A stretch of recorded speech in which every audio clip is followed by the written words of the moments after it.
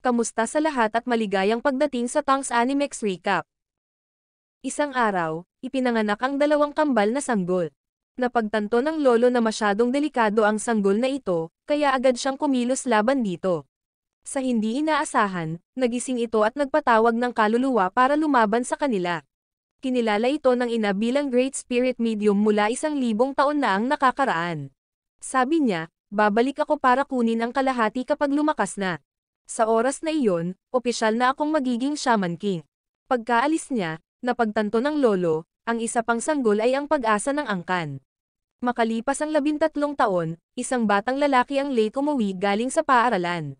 Bigla niyang nakita ang isang binata na nakikipag-usap sa kanyang sarili sa sementeryo.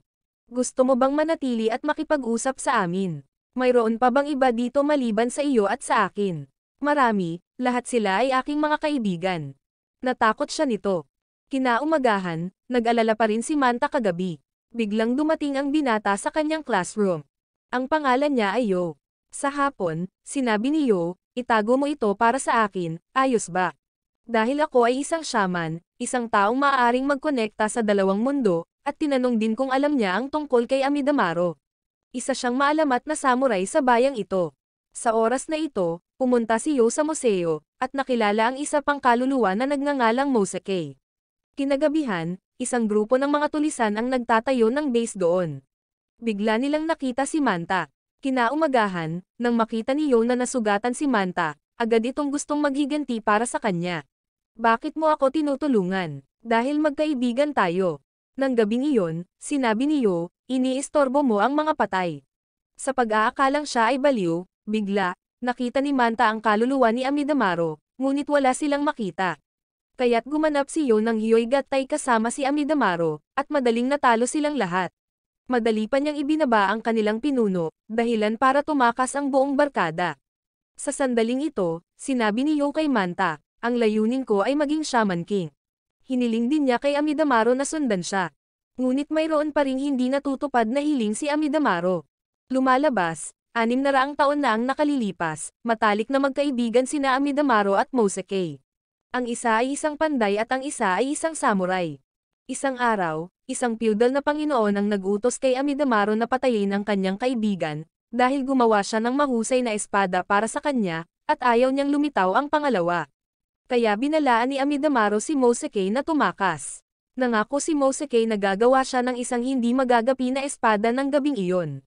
Ngunit nang mamatay si Amidamaro, hindi pa rin niya nakita ang espadang iyon.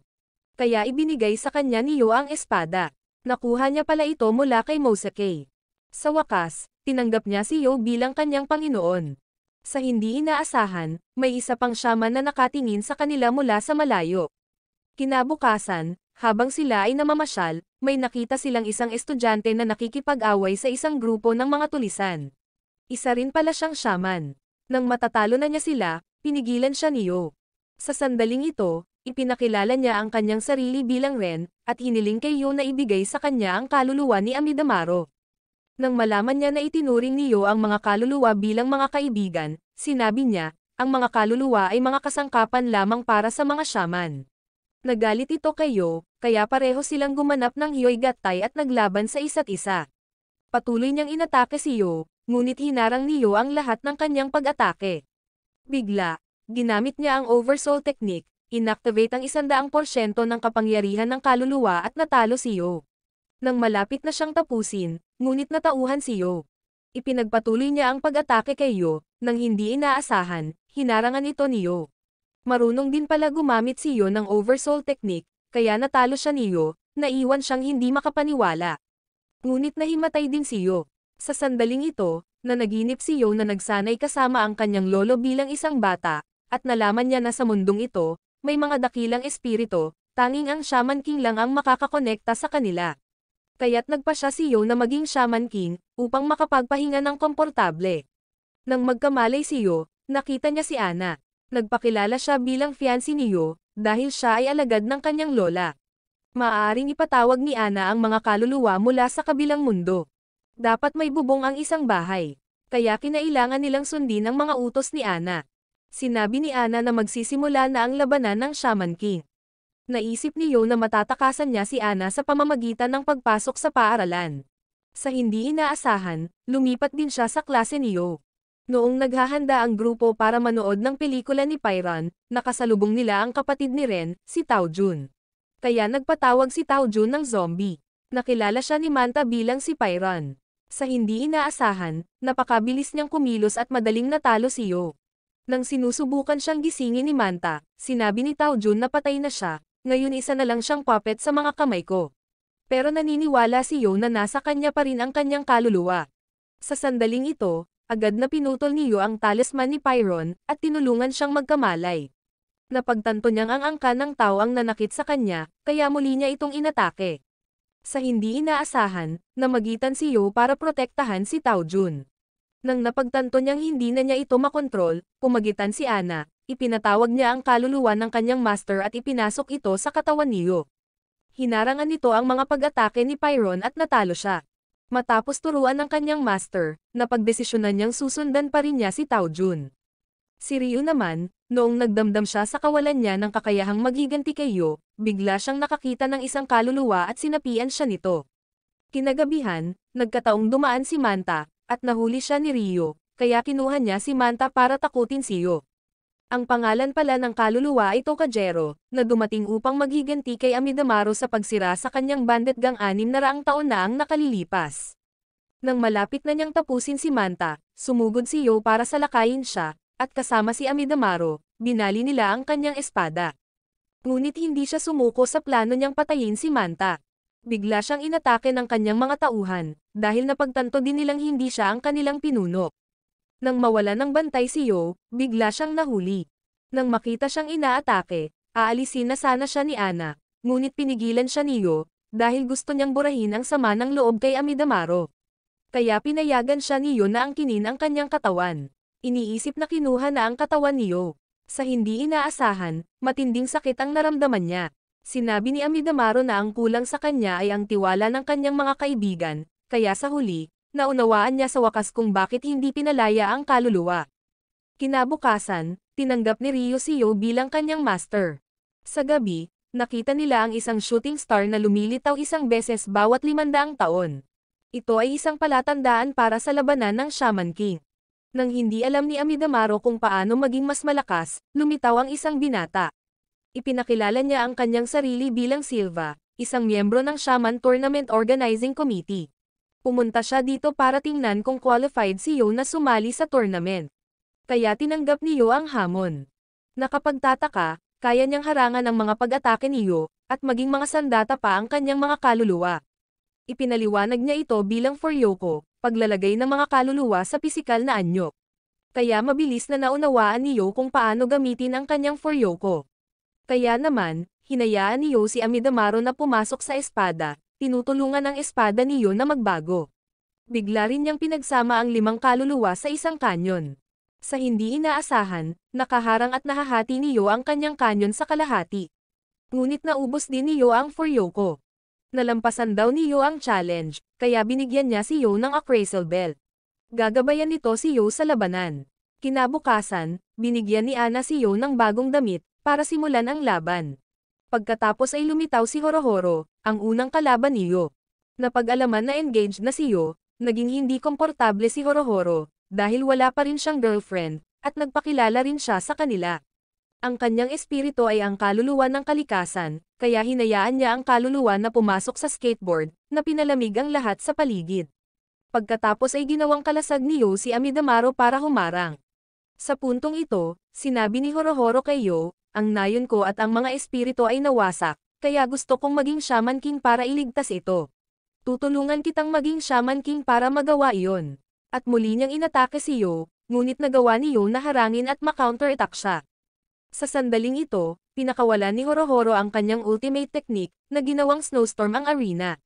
Kaya nakatutok din si Yo sa pakikipaglaban. Sa pag-aakalang siya ay nanalo, sa hindi inaasahan, si Yo ay sumugod sa pag-atake sa kanya. Kaya naman, nanalo si Yo sa labanan. Kinaumagahan, nagdiwang silang lahat. Dumating din si Horohoro para makiisa sa pagdiriwang, dahil kailangan lang niyang manalo ng 2 pang laban para magpatuloy. Bigla, kinuha si Horohoro ng kanyang nakababatang kapatid na babae. Pagsapit ng gabi, nakilala ni Yo ang kanyang susunod na kalaban.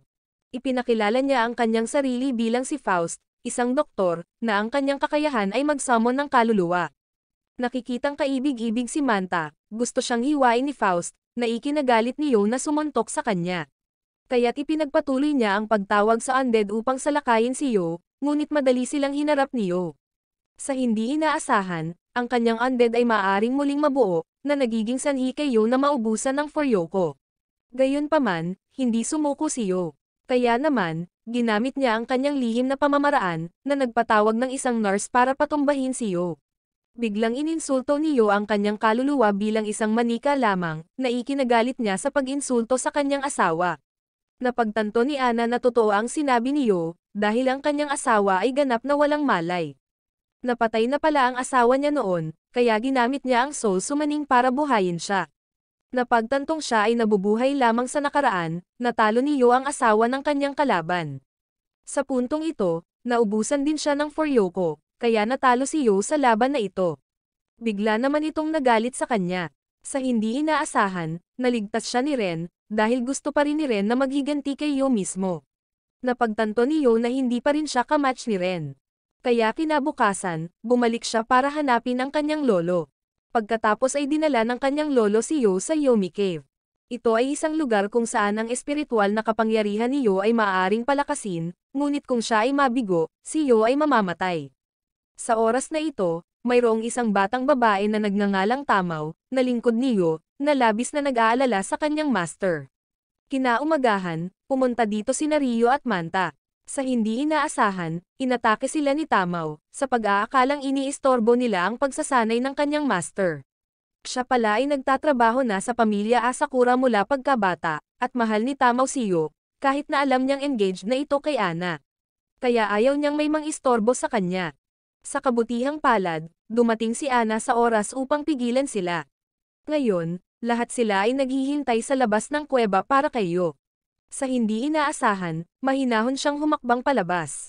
Kaya ng gabing iyon, nagpa siya ang kanyang lolo na subukan ang mga kakayahan ni Yo, at nagawa niyang humarang, napagtanto din na si Amidamaro ay nag-evolve. Samantala, sinisi ni Ren si Bason sa pagkatalo kay Amidamaro noong nakaraan. Isa pala siyang strategist ng militar ng tatlong kaharian mula noong panahon. Kinabukasan, pagdating ni Yo sa venue ng kompetisyon, nagpakita rin si Ren. Nangako siyang talunin si Yo at maging Shaman King, ngunit hindi maintindihan ni Ren kung bakit ganoon na lamang ang tiwala ni Yo. Kaya nagsimula ang labanan sa pagitan nila. Agad namang naglunsad ng oversoul attack si Ren kay Yo. Sa hindi inaasahan, naharangan silang lahat ni Yo at nag-counter-attack. Ngunit si Ren ay nanatiling hindi nasaktan, patuloy na dinadagdagan ang Furyoko upang salakayin si Yo, kaya napatumba si Yo sa lupa. Napagtanto ni Silva na ang galaw na iyon ay tinatawag na Spirit of Spirit, na tumutulong na maging materyal ang kaluluwa. Pero tumayo pa rin si Yo, kaya naman, inatake siya muli ni Ren. Sa pagkakataong ito, ginamit niya ang lahat ng kanyang lakas para tapusin ang laban. Gayunpaman, kahit paano siya umatake, nanatiling hindi nasaktan si Yo, dahil alam niya kung paano sirain ang Spirit of Spirit technique ni Ren.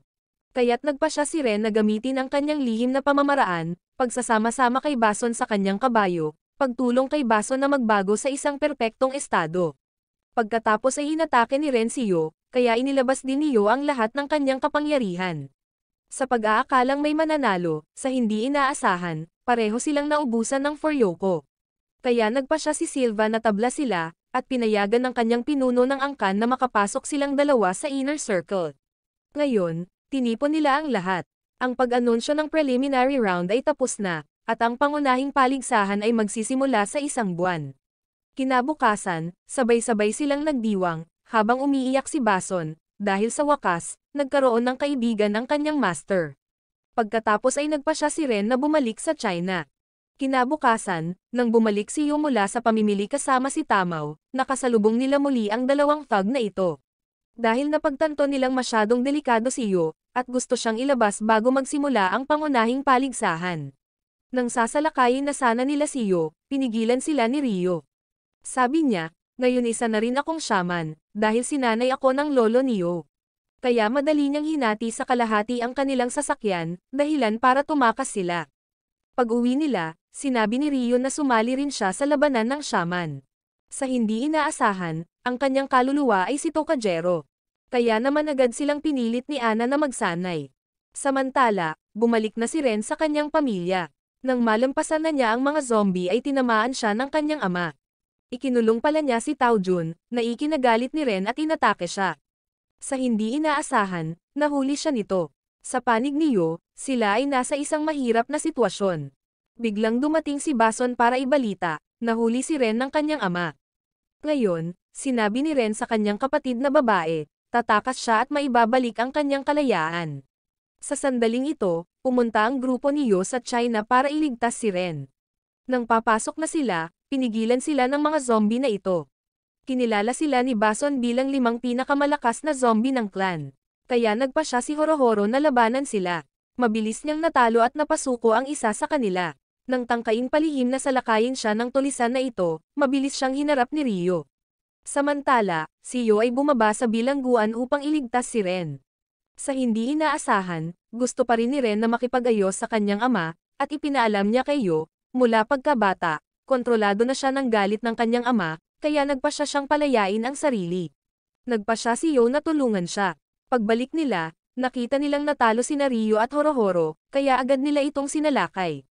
Sinabi ni Manta na ang taong ito ay master ni Pyron. Napagtanto ni Ren na napabuti ng matanda ang kanyang katawan. Sa hindi inaasahan, dumating si Pyron para pigilan siya, kaya nagpa siya si Tao Jun na panghawakan ito. Sa wakas, nakaharap nila si Tao En. Kahit anong atake nila, hindi ito epektibo, at madali silang natalo sa kanya. Nang inatake niya si Ren, sumugod si Yo para tulungan siya. Iniisip na natalo na si Ren, sa hindi inaasahan, sinabi niya, ang mga kaibigang ito ay ang aking bagong lakas, at napagtanto niya na ang taong mataba na ito ay isa lamang kaluluwa, habang ito ang kanyang tunay na anyo. Ngayon ay pinakawalan din niya ang kanyang pinakahuling pamamaraan, pagpapatawag ng isang may balbas na dragon upang salakayin si Ren, pero natalo pa rin siya sa kanya. Bigla, dumating din ang lolo at nanay nila, na nagsasabing natalo siya. Pinangunahan niya ang lahat sa isang piging. Ipinaliwanag niya na gusto ng ama ni Ren na protektahan ang clan at tulungan siyang maging mas malakas, kaya ginawa niya iyon. Kinaumagahan, nang umalis ang grupo, ibinigay sa kanya ng ama ni Ren ang espada ng pamilya, umaasang mananalo siya. Sa wakas, ang araw ng pangunahing paligsahan ay malapit nang magsimula, kaya naman, ang grupo ay muling nagtipon. Biglang may sumulpot na binata. Pagkatapos ay tinawag niya ang isang espiritu ng apoy, na ipinakilala ang kanyang sarili bilang si Hao, ang hari ng hinaharap. Hindi nagustuhan ni Ren ang kanyang paraan ng pagsasalita, agad na inatake ni Ren si Hao. Biglang sumulpot din ang kanyang mga nasasakupan, ipinaalam sa kanya na oras na para magtipon. Ngunit bago umalis, sinabi niya kay Yo, kailangan mong maging mas malakas ng mabilis. Sa puntong ito, hindi pa rin nila alam kung sino siya o kung paano siya nagiging napakalakas. Ngayon ay pinasakay silang lahat sa eroplano. Akala nila ay dadalhin sila ng eroplano sa X-Village, ngunit sinabi sa kanila na kailangan nilang hanapin ito sa loob ng 3 buwan. Biglang nawala ang eroplano, na naging dahilan ng paghulog ng lahat. Buti na lang at nakaisip si Yo ng plano. Nang malapit na sila sa lupa, inilabas ng lahat ang kanilang mga kaluluwa, kaya ligtas silang nakarating. Ngayon, nagpunta ang grupo sa isang bayan upang hanapin ang Patch Village. Bigla silang nakatagpo ng isang binata, si Lyserge, na nagsabing gusto niyang sumama sa kanila. Gayunpaman, nakita siyang kahina-hinala ni Horohoro, kaya naglaban sila. Kinokontrol ni Lyserge ang isang pendulum para salakayin siya. Biglang sumama din si Ren sa laban, pero pareho silang natalo ni Lyserge. Iniisip na napakalakas niya, bigla, hindi siya pinansin ni Yo, dahil sinaktan niya ang kaibigan. Ikinagalit nito si Lyserge, kaya't ipinagpatuloy niya ang pag-atake kay Yo, ngunit nagawa ni Yo na harangin at basagin ang kanyang sandata. Hindi sumuko si Lyserge at pinakawalan ang kanyang ultimate technique. Sa hindi inaasahan, madaling nakontra at natalo siya ni Yo. Akala niya malakas siya, ngunit natalo siya ni Yo. Ang kalaban pala niya ay si Hao, dahil pinatay niya ang kanyang buong pamilya. Kaya ngayon humingi siya ng tawad sa kanila, at pumayag si Yo na sumama siya sa grupo. Biglang naramdaman ni Lyserge na si Yo ay katulad ni Hao. Samantala, ang lolo ni Yo, ipinaalam niya kay Ana ang katotohanan tungkol sa Great Spirit Medium na si Asakura Hao. Sinabi niya na si Hao ay muling nagkatawang tao pagkatapos ng 1,000 taon. Noong nakaraan, siya ay isang dakilang shaman, ngunit isang araw, ninais niyang sirain ang lahat ng sangkatauhan, at lumikha ng isang mundo para lamang sa mga shaman. Kaya't sinalungat siya ng angkan ng Asakura. Sa hindi inaasahan, nagpakawala siya ng isang pamamaraan, na nagpapahintulot sa kanya na muling magkatawang tao ng walang katapusan. Sa kasalukuyan, sumasali siya sa shaman fight at pinupuntirya si Yo. Sa puntong ito, binigyan niya si Ana ng isang libro ng mga lihim ni Hao. Kung si Ana ay makabisado ang lahat ng mga sikreto sa aklat na ito, magagawa niyang kakalabanin ang Hao noon. Biglang tumakas ang dalawang demonyo mula sa libro ni Hao, kaya agad na nalaman ni Ana ang mga incantation sa libro at tinatakan ang mga ito. Sa panig ni Hao, naramdaman niya ito. Samantala, nakarating na sa Patch Village ang grupo ni Yo. Biglang may lumitaw na 5 shaman. Nakilala sila ni Ren bilang mga nasasakupan ni Hao. Nang haharapin na sila ni Lyserge, ipinahayag nila na si Yo ang tagapagmana ni Hao, dahil gusto ni Hao na maging mas malakas si Yo. Kaya inutusan niya silang patayin ang kanyang mga kaibigan. Sina Lyserge at Ryo ay agad na inatake ng vampira.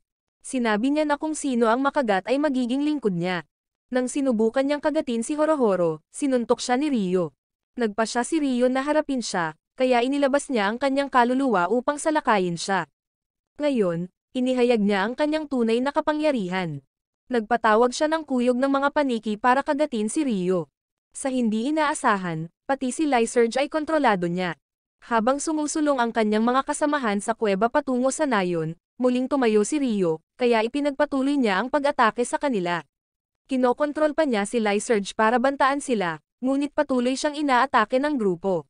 Nakontrol pala ni Amidamaro ang kaluluwang kumokontrol kay Lyserge.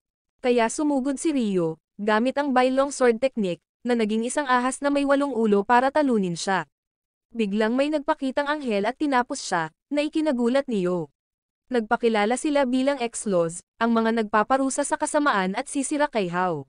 Bagamat hindi nagustuhan ni Yo ang kanilang mga pamamaraan, ang kanyang grupo ay kailangang sumama sa kanila, dahil ito ang tanging daan patungo sa Patch Village. Samantala, iniidolo sila ni Lyserge, sa pag-aakalang makakatulong ang kanilang kapangyarihan sa paghihiganti sa kanyang mga magulang. Biglang sumulpot ang mga nasasakupan ni Hao. Kaya't nagpatawag sila ng maraming anghel, at sinalakay siya. Nang tatapusin na siya ni Marco, pinigilan siya ni Yo, na naniniwalang dapat alisin ng hustisya ang kasamaan, na inaakusahan silang kumilos na walang pinagkaiba kay Hao. Nagalit ito kay Marco, at binali niya ang espada ni Yo. Sa puntong ito, umalis ang pinuno at ang matabang lalaki. Samantala, dumating na rin sa labas ang grupo ni Ana. Biglang nakasalubong nila si Hao. Tinuya siya ni Ana, sinabing ibibigay niya ang libro ng mga spells na ito kay Yo. Hinimok niya ito na manguna sa kanila. Bigla siyang sinampal ni Ana, ngunit pinigilan niya ito, tinatanong kung gusto niyang maging asawa ng Shaman King. Sa hindi inaasahan, muli siyang sinampal ni Ana, nagsasaad na si Yo ang magiging Shaman King. Kaya umalis na sila. Si Amidamaro ay nalulungkot dahil ang kanyang espada ay nabali, ngunit kailangan lang nitong huwadin muli. Biglang nagkamalay ang nasasakupan ni Hao. Gusto niyang bayaran ang utang niya sa pagligtas sa kanya, kaya ipinakita niya sa kanila ang tunay na daan patungo sa Patch Village. Biglang nakita ni Yo ang isang sinag ng liwanag, na nagpapahintulot sa kanya na makita ang kasaysayan ng mundo. Nang mabawi niya ang kanyang katinoan, ipinaliwanag sa kanya ni Silva, ang liwanag na iyon ay ang dakilang espiritu, ang pinagmumulan ng lahat ng kaluluwa sa mundo. Ang mga alaalang nakita mo ay nakatulong sa paggising sa iyong kaluluwa, at ang iyong grupo ay labis ding nagulat tungkol sa dakilang espiritu. Sa sandaling ito, muli silang nagkita ni Ana. Sabi niya tutulungan niya si Yo na lumakas. Biglang may lumabas na komedyante, pero hindi siya pinansin ng grupo. Chocolove pala ang pangalan niya, at naghahanap siya ng mga kakampi, dahil sa kasalukuyan, may 3 pinakamalakas na koponan. Ang isa ay ang pangkat ni Hao, ang pangalawa ay ang Gandara at X-Laws. Dahil napagtanto nila na ang susunod na round ay mangangailangan ng mga koponan ng 3 miyembro, agad na pinili ni Ren ang kanyang mga kasamahan. Si Yo ay makikipag-team up kay Ryo at Lyserge. Biglang napansin ni Yo na nahuli ng doktor si Manta. Iniisip na siya ay dumating para sa paghihiganti. Dumating pala si Faust para hilingin kay Yo na payagan siyang sumali sa team. Ngunit ang koponan ni Yo ay mayroon ng sapat na mga miyembro kasama si Lyserge, kaya kailangan niyang umalis. Samantala, hinanap ni Lyserge ang X-Laws upang makipagsanib puwersa sa kanila. Nang hindi mahanap si Lyserge, nagpa siya si Anna na hayaan si Faust na sumali sa koponan. Plano niyang hulihin siya mamaya para magsilbi bilang doktor sa kanyang resort. Ang susunod na round matchups ay inihayag, na may mga koponan na direktang makikipagkompetensya laban sa isa't isa. Sa unang laban, hinarap ng koponan ni Ren ang banda na ito. Una nilang pinuntirya si Chocolove, ngunit napatunayang siya ay medyo mabigat, mabilis na humarap sa kanila. Gayunpaman, patuloy na pinipilit ng kanilang pinuno ang kanyang mga tauhan na walang humpay na umatake. Napagtanto ni Ren na kinokontrol sila, kaya naman, natalo nila si Chocolove. Sa sandaling ito, naalala ni Chocolove ang kanyang buhay sa mga slums, namuhay siya ng masaya kasama ang kanyang master. Biglang dumating ang isang gang ng mga tulisan na naghahanap ng gulo. Bago mamatay, sinabi niya sa kanya na iligtas ang mundo sa pagtawa. Kaya naman, pinakawalan ni Chocolove ang lahat ng kanyang Furyoko. Sa pag-aakalang ito ay magiging cool, hindi inaasahang lumikha siya ng isang bundok upang gumanap ng komedya. Ito ay nagpatawa ng walang katapusan sa gang. Sa sandaling ito, sumugod si Ren at natalo siya. Kaya naman, nanalo ang koponan ni Ren, habang dinala ng pamilya Tao ang kanilang 500 mga kapatid na Jiangshi upang pasayahin si Ren. Ang pangalawang laban ay dumating ng napakabilis. Sa hindi inaasahan, sa pagkakataong ito ay ang koponan ni Lyserge, at ang kapitan ng kanyang koponan ay si Iron Maiden Jin. Sa nakikitang napakahina ng pangkat na ito, iminungkahi ni Iron Maiden Jin na hayaan silang hawakan ng mag-isa ni Lyserge. Nagulat ito kay Yo at Ryo, dahil naging mas malakas siya, mas malupit pa kaysa dati. Bigla niyang pinakawalan ang kanyang lihim na pamamaraan, agad na umusbong ang dalawang pares ng mga pakpak patungo kay Lyserge. Nang papatayin na niya ito, huminto ang kanyang konsensya, napagtanto na masyadong nagbago si Lyserge. Bigla siyang hinampas ni Iron Maiden Jin, dahil hindi maisagawa ni Lyserge ang itinuturing nilang hustisya. Bigla, pinakawalan ni Iron Maiden Jin ang kanyang Furyoko, at nagpakita sa harap ng lahat. Nagulat sila dahil nakakulong siya sa isang torture device. Ipinahayag niya ang kanyang sarili bilang isa na magliligtas sa mundo. Nang aatake na sana siya ay agad siyang napigilan. Lumalabas na ang kanyang kaluluwa ay espiritu ng hustisya, si Shamash, kaya nagpa siyang wakasan siya. Sa sandaling ito, naghilom na ang lahat ng sugat sa katawan ni Jin. Kinilala siya ng pinuno ng tribo bilang isang divine level na shaman, at nakuha ni Jin ang dalawa pa.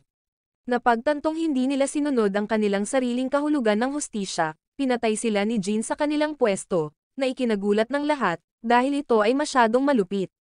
Sa wakas, dumating na ang laban ni Yo. Ang kanyang mga kalaban ay ang Iceman Team. Nagtaka si Ren kung ano ang ibinigay sa kanya ni Anna na nagpalakas kay Yo. Kaya naman, si Yo at Amidamaro ay handang lumaban. Naglabas siya ng dalawang espada at pinagsama ang mga ito, na ginawang Spirit of Sword si Amidamaro, lalo pa siyang lumaki. Kinilala ni Hao ang maliit na espadang iyon bilang ang Fatsunumi Tama no Tsurugi, isang sinaunang sagradong espada ng pamilya Asakura na ginamit upang talunin si Hao. Bigla siyang nakaramdam ng pagod. Iminungkahi ni Yo na bumalik si Amidamaro sa kanyang orihinal na anyo. Napagtanto niyang sinusubukan siya ni Yo na sumuko ng maaga. Ngunit desidido silang labanan siya, kaya sumugod sila upang salakayin muna si Faust, ang paralisadong doktor, dahil isinakripisyo niya ang kanyang mga paa para sa kanyang asawa noon. Sa hindi inaasahan, napatayo ulit siya. Gumamit pala siya ng mga buto para gumawa ng mga prosthetic na binti para sa kanyang sarili. Nang umatake sila, pinagtanggol niya si Elise. Napansin ni Manta na may malay siya. Inakala nila na siya ay hangal, dahil pinagsangga niya ang kanyang sariling katawan sa isang kaluluwa. Lumalabas, salamat kay Anna, ang soul technique ni Faust ay naging perpekto. Kaya agad niyang ginamit ang Oversoul para gawing higanteng demonyo si Elise.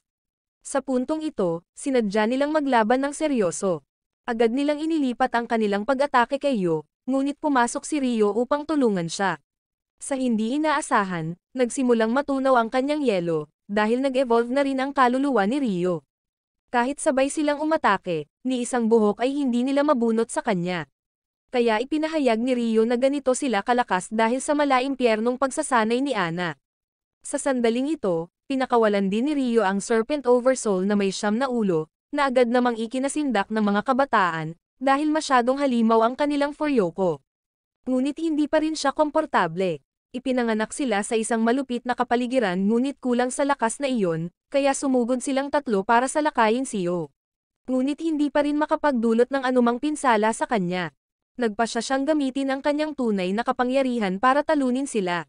Napagtanto nilang si Yo ay nagliligtas lamang ng mukha para sa kanila, kaya't inilapat din nila ang lahat ng kanilang lakas laban sa kanya, na lumikha ng isang sobrang laki, napakalaking bloke ng yelo. Binasag ni Yo ang bloke ng yelong iyon at tinalo sila. Sa sandaling ito, napagtanto ni Ren na hindi na siya ang karibal ni Yo. Biglang sumulpot si Hao. Sinabi niya sa kanya na ang pagsama sa kanya ay magpapalakas sa kanya. Ngunit inatake ni Ren si Hao at tumanggi. Nang umalis si Hao, naging abo ang Sword of Light ni Ren. Samantala, humingi ng paumanhin si Lyserge kay Yo sa pag-alis sa koponan ng walang sinasabi. Biglang sumulpot si Marco at pinigilan si Yo, sa pag-aakalang inaakit niya si Lyserge. Hinimok ni Jin si Yo na samahan siya laban kay Hao, ngunit tumanggi si Yo, kaya hindi komportable si Marco. Konti na lang at ipapadala na sana siya ni Yo sa langit, pero pinigilan sila ni Jin, kaya umalis si Yo. Kinabukasan, dumating ang laban ni Hao. Nang gustong tapusin siya ng mga miyembro ng X-Laws, tinuya niya si Jin. Dahil sa galit, tinawag nila ang mga anghel upang salakayin si Hao, ngunit hindi siya napinsala ng kanilang mga pag-atake. Sa katunayan, sila ay natalo ni Hao, na iniwan si Lyserge na nadurog ang puso, dahil noon pa man ay maayos na ang pakikitungo nila sa kanya. Samantala, galit na galit si Yo, ngunit dahil natatakpan ng mga hadlang ang arena, hindi sila maaaring makialam sa laban. Sa sandaling ito, naglabas ng bomba ang kapitan ng koponan upang isakripisyo ang sarili. Sa hindi inaasahan, si Hao ay nanatiling hindi nabigla. Biglang, natuklasan nila na ang kanyang espiritu ng apoy ay naging tubig. Ito ay lumabas na siya ay may ganap na kontrol sa mga elemento. Kaya naman, malaya niyang mababago ang mga elemento na katangian ng kanyang espiritu. Sa sandaling ito, ipinaalam ni Yo sa buong koponan ang kanyang pangalan, Asakura Hao, na ikinagulat ng lahat, dahil siya ay mula sa pamilya Asakura. Sinabi ni Ana na siya ang Great Spirit Medium ng pamilya Asakura 1,000 taon na ang nakalilipas. Kahit na 500 taon na ang nakalilipas, minsan siyang muling nagkatawang tao bilang miyembro ng Tribong Patch. Bigla niyang kinuha ang kanilang mga kaluluwa, ginawa silang tanghalian para sa Fire Spirit, kaya si Hao ay nanalo. Ngayon, ipinahayag ni Yo sa lahat na, sa pagkakataong ito ay nakapasok na siya sa sambahayan ng Asakura. Siya ang kambal na kapatid ni Yo. Sa puntong ito, dumating ang Asakura clan upang makipagkita sa Tao clan. Akala nila ay dumating ang angkan ng Asakura para sabihin lamang na mananalo si Hao sa Shaman fight, ngunit sa totoo lang, dumating sila upang hiramin ang lakas ni Tao Ren. Dahil gagamitin nila ang kapangyarihan mula sa Asakura House Treasure, iyon ay ang Ultra Senji Ryukatsu para tulungan si Ren na maging mas malakas. Gayunpaman, hindi sumang-ayon si Tao Ren sa paggamit ng kapangyarihang ito, dahil ayaw niyang gumamit ng kapangyarihang hindi niya alam, at nagmungkahi siya ng labanan, upang patunayan ang lakas ng Ultra Senji Ryukatsu. Kaya pumayag si Asakura Mikihisa sa labanan. Sa kalaunan, si Tao Ren ay natalo ni Asakura Mikihisa, at napagkasunduan nilang tanggapin ni Ren ang kapangyarihan. Sa puntong ito, silang tatlo, sina Tao Ren, Chocolove at Horohoro ay naglalakad sa tulay. Natuklasan nila na ang lalaking nakamaskara ay ang ama ni Yo, sa pamamagitan ng Furyoko. Dahil maraming beses na siyang nakatagpo ni Ren, kaya nagpaliwanag si Asakura Mikihisa sa kanila, na pumunta siya rito para ituro sa kanila ang kapangyarihan ng Ultra Senji Ryukatsu na libro. Ngunit hindi sumang-ayon si Tao Ren, dahil ayaw niyang matuto ng kahit ano mula sa Asakura, at ito rin ang oras para subukan niya ang kapangyarihan ng Thunder Sword. Kaya naman, agad na sumugod si Ren para salakayin si Mikihisa. Kaya ginamit niya ang kanyang kaluluwa para mag-transform sa tatlong Mikihisa, na ikinagulat sina Chocolove at Horohoro. Sa puntong ito, ginamit agad ni Ren ang kanyang bagong teknik, para sirain ang kaluluwa ni Mikihisa, pagkatapos ginamit niya ang Oversoul gamit ang Thunder Sword, at lumikha ng bagong Oversoul na tinatawag na Bushin. Kaagad, sinugod niya si Mikihisa, ngunit naharang siya at madaling natalo si Ren. Kaya't agad na pinakawalan ni Ren ang Golden Light Overlord Sword, at isang strike lang ang tinugon niya para talunin si Ren. Ngayon, labis na nagulat si Manta nang malaman na ang lakas ng Furyoko ni Hao ay 1,250,000, habang ang kasalukuyang lakas ni Yo ay 10,000 lamang. Sa puntong ito, ikinwento ni Yo na ang kanyang ama ay napakatigas ng ulo. Sa tuwing siya ay nakaramdam ng pagkakasala, nahinayaan si Hao na makatakas noong siya ay ipinanganak pa lamang, kaya't sinubukan niyang magsanay upang makamit ang kapangyarihan ng kalikasan, at nasakop ni Mikihisa ang pinakamataas na bundok sa mundo. Sa kasalukuyan, si Ren ay gumagawa ng isang mahusay na pagsisikap upang salakayin si Mikihisa, ngunit gayunpaman, walang gumana, at siya ay itinulak ni Mikihisa sa dingding. Ngayon, hindi na makaupo si Horohoro. Agad namang nagsipa si Ren na ikinagulat ni Mikihisa. Agad na sinabi ni Ren, kahit na ano, hindi siya makikinig. Sa puntong ito, nagtanong si Mikihisa, handa na ba si Ren na matuto ng Ultra Senji Ryukatsu? Kaya sumagot siya, hindi ako matututo sa iyo, kukunin ko ito sa iyo. Ngunit napagdesisyonan na ang kinalabasan, natalo pa rin si Ren. Kaya naman, nag-organisa sila ng barbecue sa tabi ng ilog. Si Ren ay kasalukuyang nakahiga na nasugatan. Dahil sa pagmamana ng katigasan ng ulo ni Taoen, dahil dito, tumanggi siyang tumanggap ng kapangyarihan mula sa iba. Sa sandaling ito, tinanong ni Ren si Mikihisa, bakit ipinagkatiwala ang kapalaran ng mundo sa mga bata? Kaya't sumagot siya, ang tanging lakas sa inyong mga bata ay ang walang limitasyong kalangitan. Sa makatuwid, inilalagay ni Mikihisa ang kanyang tiwala sa mga kabataan. Alam doon ay maraming malalakas na contenders sa tournament na ito. Ngunit hindi iyon tinatanggap ni Ren, kaya naniniwala pa rin siya sa sariling lakas ng walang pag-aalinlangan. Biglang lumitaw ang dalawang hindi inaasahang kalaban, na humarang sa kanilang pag-uusap. Sa hindi inaasahan, lumitaw dito ang tribong patch, na ikinagulat ng lahat. Ngunit naramdaman ni Ren ang Furyoko ng kalaban na may layuning pumatay. Sa makatuwid, hindi sila maaaring maging ordinaryong miyembro ng tribo ng patch. Lumalabas na mga tauhan sila ni Hao, narito upang pigilan silang matuto ng Ultra Senji Ryukatsu.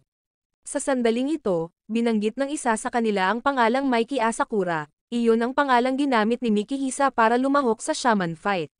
Gayunpaman, hindi maaaring atakehin ng mga individual na ito ang mga kalahok. Biglang lumitaw ang isa pang grupo ng mga kalaban mula sa likuran. Sila ay mga tauhan ni Hao na lumalahok sa shaman fight. Sa hindi inaasahan, binago ng pangkat ng patch ang direksyon ng pag-atake. May kanya-kanyang gawain pala ang bawat isa sa kanila, dahil ang gawain ng grupong ito ay salakayin ng koponan ni Mikihisa, kaya mahuhuli nila ang mga kaluluwa ni Reds at Seram. Laking sorpresa nito kay Mikihisa, dahil inaatake nila ang mga bata. Ngunit para sa grupong ito, hindi nila sila nakikita bilang mga bata, dahil para sa espiritu ng apoy, lahat ng kalahok sa shaman fight ay isang shaman. Nang makita ito, agad na sumugod si Mikihisa. Gayunpaman, pinigilan siya ni Ren. Pinapayuhan siya na hindi siya dapat narito. Dapat niyang tulungan ang kanyang mga kasamahan sa koponan, dahil tiwala siya sa kanyang sariling lakas upang pigilan sila. Pagkatapos magsalita ni Mikihisa, nagpatawag siya ng mga espiritu at umalis. Nang makita ito, agad na inutusan ni Magna si Nichirom na hawakan ang mga bagay dito. Sa sandaling ito, sina Reds at Seram ay natagpuan ng grupong Hanagumi. Kaagad, inutusan nila ang kanilang mga kaluluwa na salakayin si Reds, na sinaktan siya.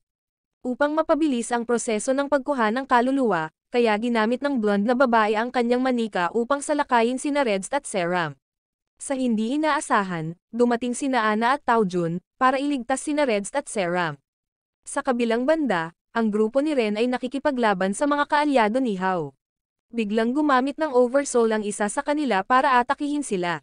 Habang nagpapaliwanag sila tungkol sa kapangyarihan, hindi inaasahang sumugod si Ren para salakayin siya. Gumanti sila, ngunit pareho silang madaling natalo ni Ren. Sa sandaling ito, napagtanto ni Nichirom na ginamit ni Ren ang kapangyarihan ng Ultra Senji Ryukatsu, na tinatawag na Shamanic Oracle.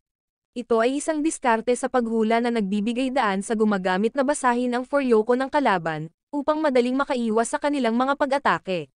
Biglang nagising ang dalawang inatake ni Ren na parang walang nangyari. Ngunit isa sa kanila ang nagpahayag na si Ren ang pumatay sa nakatatandang kapatid ni Nichirom.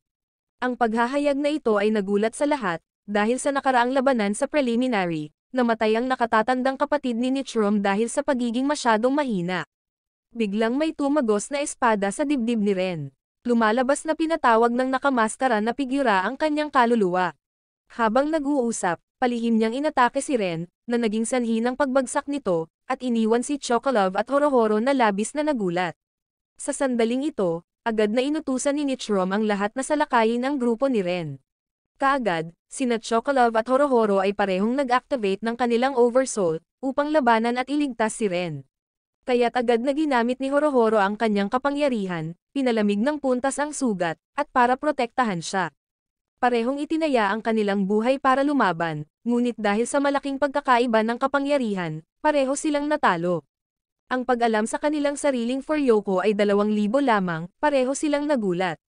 Nang malapit na silang tapusin ang kalaban, biglang lumitaw si Yo at sabay-sabay na inactivate ang kanyang Oversoul, para talunin ang mga kalaban at iligtas ang grupo ni Ren. Nagulat sa kung paano niya natalo silang lahat sa isang strike lang, pati na rin ang pag-alam ni Yo sa kanilang lokasyon, labis na nagulat si Nichirom. Alam niyang may puso pa si Ren. Sabi ni Yo, siya ay tunay na mas malakas kaysa kay Peyote. Ngunit dahil siya ay nakakaramdam ng pagsisisi, na siya ang naging sanhi ng pagkamatay ng nakatatandang kapatid ni Nichirom, siya ay nawalan ng bantay, kaya nahuli si Ren at nasugatan. Napagtanto na isiniwalat ni Silva ang lokasyon at plano ni Nichirom, dahil nagdulot siya ng pinsala sa kanyang sariling teammate. Dahil dito ay isiniwalat ni Yo ang kanyang galit, na naging dahilan upang makaramdam ng takot si Nichirom na kahawig nito kay Hao. Kasabay nito ang pagdating ng mga kasamahan ni Yo, si Faust at Ryunosuke. Nang makita ito, mabilis na tumakas si Nichirom at ang kanyang koponan. Nagulat sa pahayag ni Faust na patay na si Ren. Kaagad, hinawakan ni Horohoro si Yo sa kwelyo, ngunit naniniwala siyang hindi papatay si Ren. Hanggat nananatili ang kanyang kaluluwa, hindi siya mamamatay, at may kilala rin siyang makakapagligtas kay Ren. Sa ngayon, si Manta ay naglalakbay kasama si Jin sa isang kotse. Samantala, nagpapatuloy ang labanan kay Ana. Sa panig ng Hanagumi, ginagamit nila ang kaluluwa para umatake. Kaagad, nag-counterattack si Pyren gamit ang Daodan Rocket Kick, dahil ayaw niyang sirain ng sinuman ang mga pangarap ng mga bata, at naghagis ng suntok para talunin ang kaluluwa ni Bismarck. Matagumpay na napigilan ang pag-atake ng kalaban. Sa sandaling ito, si Marco, kasama sina Lyserge, Jin at Manta, ay papunta na upang salubungin si Yo, dahil si Jin lang ang makakapagligtas kay Ren. Alam na kapag nawala ni Ren ang kanyang Furyoko, tataas ng 50,000 ang kay Yo, ngunit ang nakakagulat ay kambal niya si Hao. Kaya nagharap siya ng kondisyon, dapat umalis si Yo sa shaman fight. Pumayag din ang team ni Yo sa kondisyong ito, dahil alam nilang ito lang ang paraan para mailigtas si Ren, at si Yo, na laging inuuna ang mga kaibigan niya sa lahat, kaya naman, tinalikuran ni Yo ang shaman fight. Sa panig ni Ana, galit na galit siya nang marinig na binanggit ng grupong Hanagumi si Yo. Napagtanto na siya ay umatras mula sa laban, at ito ay naging sanhi ng kanyang Furyoko na biglang tumaas. Kaagad, ginamit ni Mati ang kanyang kaluluwa para salakayin si Ana. Gayunpaman, ginamit ni Tamaw ang Oversoul Cupid para talunin ang kaluluwa ni Mati. Kaya gumanti si Marion ng Magnum Craft laban kay Tamaw. Biglang lumipat si Tamaw sa Oversoul Angel para harangin ang pag-atake ni Marion, dahil nagtataglay siya ng 2 protective spirits, sina Punchy at Conchi. Si Tao Jun, kasama si Pyron, ay naghanda rin sa pakikipaglaban at hinarang nila ang grupong Hanagumi, na bumibili ng oras para maabot ni Ana si Yo. Sa wakas, nagawa nilang iwasan ang pag-atake ng kalaban, kaya nagpasalamat si Reds kay Ana, at sinabi rin niya na ang kanyang kapatid na babae ay isang taong walang emosyon.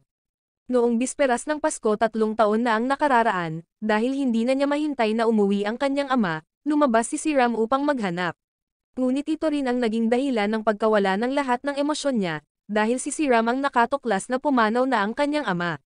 Kaya naman sumali si Reds sa shaman fight, para hilingin sa dakilang espiritu na ibalik ang emosyon kay Siram, at ang golem na ito ang tanging naiwan ng kanyang ama. Kaya ipinatawag ni Siram ang golem para kunin silang dalawa. Samantala, nagpatuloy ang labanan nina Tamaw at Jun laban sa grupong Hanagumi. Kaya naman, pareho nilang pinagsama ang kanilang mga kapangyarihan kay Pyron at Conchi. Ang pagtatangka sa pag-atake sa kaluluwa ni Mati ay napatunayang walang saysay. Kasabay nito, ang kaluluwa ni Pyron ay nabutas ng kaluluwa ni Bismarck, ngunit lahat ng ito ay bahagi ng kanyang plano sa pag-counter-attack. Sa hindi inaasahan, ang lahat ng ito ay isang pang-aakit, dahil ang kaluluwa ni Bismarck ang talagang tagapamagitan, ang usok sa kanyang bibig ay tunay na isang diversion. Biglang ginamit ni Tamaw ang kanyang Angel Soul form para palakihin si Punchy. Gayunpaman, ang lahat ay walang kabuluhan dahil ang bawat isa sa kanila ay gumamit ng shamanic oracle, at matagumpay na natalo sina Tamaw at Jun. Agad nilang inutusan ang kanilang mga kaluluwa na umatake. Nakapagtataka, lumitaw si Mikihisa at agad na natalo ang tatlong kaluluwa. Sabay-sabay na sinampal ni Mikihisa ang Hanagumi team kasama sina Tamaw at Jun. Naniniwala siya na ang mga kaibigan at kalaban ay walang kabuluhan, tanging lakas lamang ang makakasira sa lahat. Sa sandaling ito, nagulat si Marco na madaling talikuran ni Yo ang titulo ng Shaman King.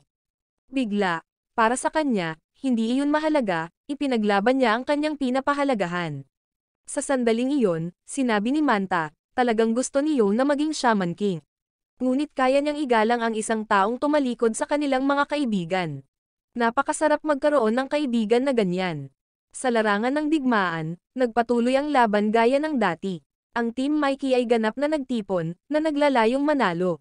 Gayunpaman, nagpatuloy ang lahat, syempre, walang nakakaalam ng kahihinatnan. Gayunpaman, ipinagpatuloy ng lahat ang laban, upang matupad ang kanilang minamahal na mga pangarap. Sa sandaling ito, nalaman ni Ana na umatras si Yo sa laban. Sa pagmumuni-muni sa mga aksyon ni Yo, napagtanto niyang lahat ito ay para sa kanya. Kaya naman, tunay na nagpapasalamat si Ana kay Yo. Sa panig ng X-Laws, hinangad ni Marco na alisin si Ren, dahil natalo niya ang isa sa 10 tagapangasiwa ng Oracle Bell, at ang X-Laws ay kumakatawan sa mga disipulo at hustisya. Sa makatuwid, hindi nila kayang tanggapin ang kasamaan.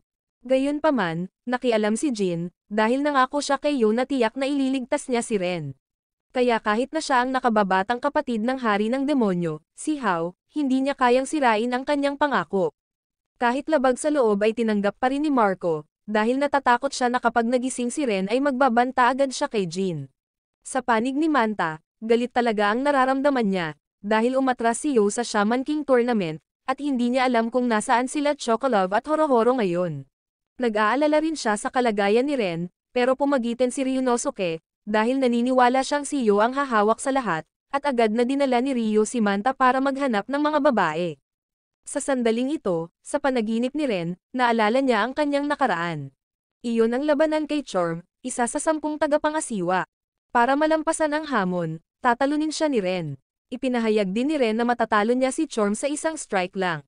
Ang layunin ng labanang ito ay subukan kung magagamit ni Ren ang Oversoul. Matagumpay na nalampasan ni Ren ang hamon ni Chorm. Nakatanggap siya ng pagkilala mula sa kanya, ngunit dahil sa kanyang pagmamataas, sa sandaling iyon, isang pangwakas na atake ang ibinigay ni Ren kay Chorm. At nalaman din niya na, umatras din si Yo sa tournament dahil sa kanya, na ikinagalit ni Ren. Sa sandaling ito, lihim na pinagmamasdan ni Manta at Ryo ang kalagayan ni Ren. Sinabi ni Jin, upang masira ang walang hanggang pangarap mula sa sumpa, at gigisingin ng prinsesa ng halik ang prinsipe.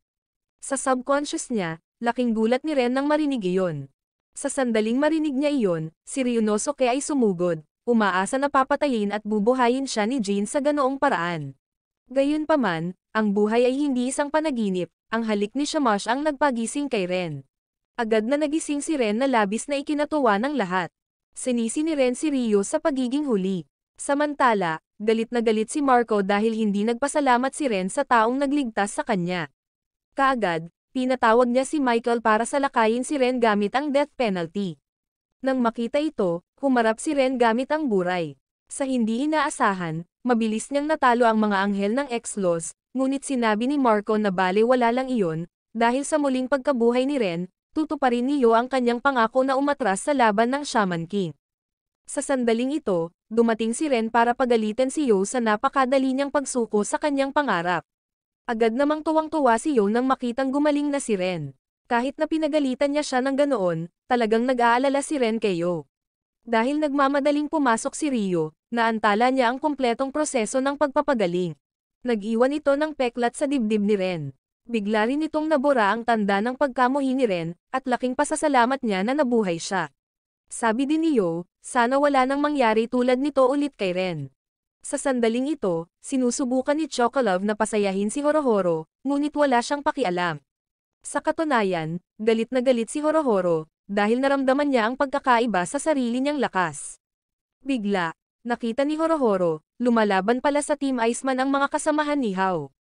Kaagad, tinawag niya si Korokoro upang tulungan sila. Ngunit biglang, si Bill Burton, iniulat na ang kanilang kabuuang Foryoko ay 200,000, habang ang kabuuang Foryoko ng Team Iceman ay 6,900. Nagulat ito kay Horohoro nang makita niya ang pagkakaiba. Sa kabila nito, determinado si Horohoro, kahit anong mangyari, ililigtas niya sila. Sa makatuwid, siya ay tumayo upang labanan ang mga kasamahan ni Hao, at ipinahayag na siya ay magiging Shaman King. Nagalit ito kay Bill Burton, dahil nakita lang nila si Hao bilang ang makakapagsabi niyan. Ngayon, nagtipon na ang pangkat ni Hao. Sa kabilang banda, sina Horohoro at Team Iceman ay natalo ni Bill Burton. Nang makita ito, hiniling ni Pireka sa kanyang ama na tulungan si Horohoro. Agad siyang lumapit at pinulot ang mga pirasong kahoy para bumalik. Nagulat sa hitsura ng isang shaman, sumugod si Bill Burton upang salakayin siya. Kaya naman, si Bill Burton ay agad na natalo sa kanya. Kahit na ang kanyang Foryoko ay 5,000 lamang, ngunit natalo niya ang isang taong mas malakas kaysa sa kanyang sarili. Ginising nito si Horohoro. Kaagad, ginamit ni Blocken ang kanyang Oversoul. Dahil sa ginawa ng kanyang ama, kahit na mas mahina ang espiritual na kapangyarihan ni Korokoro, nasa kanya pa rin ang mga kaluluwa ng Iceman Team na sumusuporta sa kanya, kaya ginamit ni Horohoro ang kanyang Oversoul.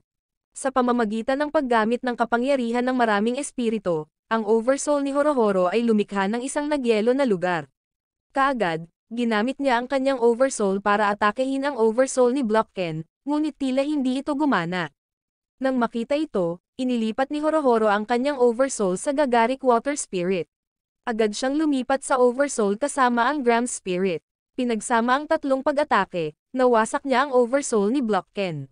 Pagkatapos ay lumipat si Blocken sa anyo ng Daitang, ngunit agad siyang hinarangan ng Water Spirit, at lumubog sa isang cubic pool ng tubig dagat.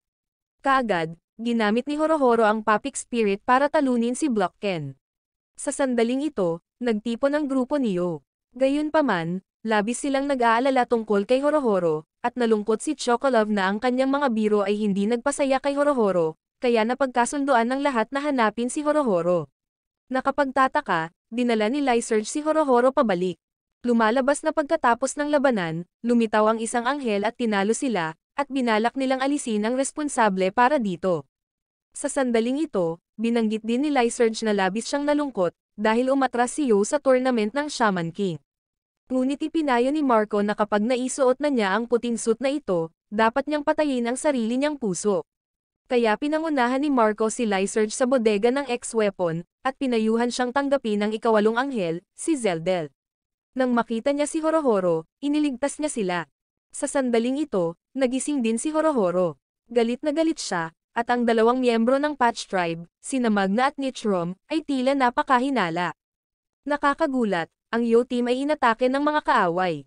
Kaagad, parehong ginamit ni na Faust at Ryo ang Oversoul, kaya naman, pinayuhan ni Yo ang buong koponan na tumakas, habang si Ryo ang pipigil sa kanila. Ngunit hindi sumang-ayon si Lyserge at gustong manatili upang tulungan si Ryo. Kaya sinabi ni Yo na huwag ibunyag ang anghel ni Lyserge, dahil kapag nalaman nila ito, hindi nila siya patatawarin. Ang nakakagulat, isa sa kanila ang nakasunod. Gayunpaman, nakita at natalo sila ni Ren. Biglang tinanong ni Yo si Lyserge, ano ang ginawa niya kay Morphen. Sa hindi inaasahan, nanatili sa kanyang tabi ang espiritu ni Morphen. Sinabi rin ni Lyserge na hindi sila maghihiwalay, dahil ipinagkatiwala siya ng kanyang ama kay Lyserge. Nang marinig ito, natuwa si Yo, na iniisip na kasama ng isang anghel, iiwan niya ang kanyang mga espiritu. At inakay din niya si Lyserge pabalik sa kanilang base. Nang maramdamang may mali, tinawag ni Yo ang lahat pabalik sa inn. Kaagad, ginamit niya si Oversoul Amidamaru sa Harusume para sumugod sa tulong ni Ryo. Pagkatapos ng laban, nag-iiho ang grupo ni Mikey. Sa sandaling iyon, may napansin si Seram na kakaiba sa golem. May namulat pala na mata. Si Ryo naman, natalo na siya ng mga ito. Malapit nang tamasahin ang paraiso, bigla, lumitaw ang Buddha. Nakakagulat, dumating ang isang grupo ng mga Divine Spirit Users, para iligtas si Ryo, gaya ng gusto ni Yo. Sa kasalukuyan, nagising na ang Team Iceman at sinabi sa kanila ni Horohoro ang lahat. Nagulat na natalo ang mga kaibigan nila. Sa kabilang panig, lumalabas, si Chocolove pala ang pumatay sa ama ni Seram at Reds. Kaagad, ginamit niya ang Oversoul para umatake. Sa hindi inaasahan, nagising ang kapangyarihan ng golem, at labis na nasugatan si Mikihisa. Ang Spirit Search ay nagtataglay ng kapangyarihan na katulad ng kinahaw at ana, at nagwalis ito upang mahanap ang kaluluwa ni Chocolove. Sa sandaling ito, ginamit ni Mikihisa ang kanyang kapangyarihan para magpatawag ng kaluluwa, para mabilis na ipaalam kayo. Sa kasalukuyan, sinenyasan ni Seram at Reds na atakihin ng golem si Chocolove. Ngunit sa bilis ng kanyang oversoul, lahat ng pag-atake ay madaling naiiwasan. Nakapagtataka, muling lumitaw ang mga alaala. Ang binaril pala niya 3 taon na ang nakalipas noong Pasko, ay ang kanilang ama, na pumunta rito para maghiganti. Palaging sinasabi ni Chocolove, aanihin mo ang iyong itinanim, ngunit mayroon siyang sariling determinasyon, kaya't pinakawalan ni Chocolove ang shaft para mag-counter-attack, at natalo ang golem. Gayunpaman, sa isang sandali ng kahinaan, siya ay binaril. Nakakagulat. Sakto namang nagpakita si Yo, para iligtas si Chocolove at ibigay kay Rio, at lalabanan ni Yo sina Seram at Reds. Alam na si Yo ay anak ni Mikihisa, ngunit dahil sa kanyang personal na sama ng loob, inutusan ni Reds ang golem na salakayin si Yo. Biglang binanggit ni Yo kung ang paghihiganti ay maaaring magbago ng anuman. Nakakagulat na nagising si Reds. Napagtanto na hindi pa rin nagkakamali si Seram. Sa sandaling ito, ginamit ni Yo ang Oversoul para salakayin ang golem. Kaagad na nakakontra sa isang Great Sword Saint Light Strike, ngunit hindi mapinsala ang golem, dahil sa napakalaking halaga ng Furyoko na dala ng Spirit Search. Pagkatapos ay sinenyasan ni Reds si Seram na kontrolin ang golem para lumipad. Agad na bumagsak ang mga sinag ng liwanag. Gayunpaman, ang karamihan sa mga pagtatangka ay hindi epektibo, kaya tumalon si Yo sa golem, at nag-counterattack sa pamamagitan ng pagpugot sa ulo ng golem. Sa sandaling ito, lumitaw ang espiritu ni Mike, dahil ito ay nagalit sa mga aksyon ni Seram at Reds. Ngunit para tapusin ang labanan, sinugod ni Reds si Yo. Madaling umiwas si Yo ngunit si Reds ay nahulog. Gayunpaman, iniligtas ni Amidamaro si Reds. Nakapagtataka, ibinalik ng golem ang ulo nito at inatake si Yo, dahilan para bumagsak ito ng husto, na nasugatan silang dalawa. Kaagad, ginamit ni Yo ang Oversoul para iligtas silang dalawa.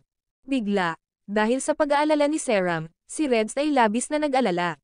Nang makita ito, ipinangako niya na titiyakin ang kaligtasan ni Seram. Sa kasalukuyan, si Chocolove ay nasa mundo sa loob ng dakilang espiritu, at nakatagpo niya si Orona. Kaya ipinaliwanag niya na ito ang mundo, na nakalaan para sa lahat ng kaluluwa, kabilang ang mga hayop at tao. Lahat ng tao, may kanya-kanyang konsepto. Ang mga naniniwala sa liwanag ay pupunta sa kaharian ng liwanag, ang mga naniniwala sa kadiliman ay pupunta sa kaharian ng kadiliman, at inakay niya si Chocolove sa lugar na may pinakamalaking kaluluwa. Maraming salamat sa panonood, sana nag-enjoy ka sa anime na ito. Mag-subscribe at pindutin ang notification bell upang updated ka lagi sa mga bagong video na mai-upload namin. At para makatutok sa higit pang Tagalog anime recap, magkita tayo sa susunod.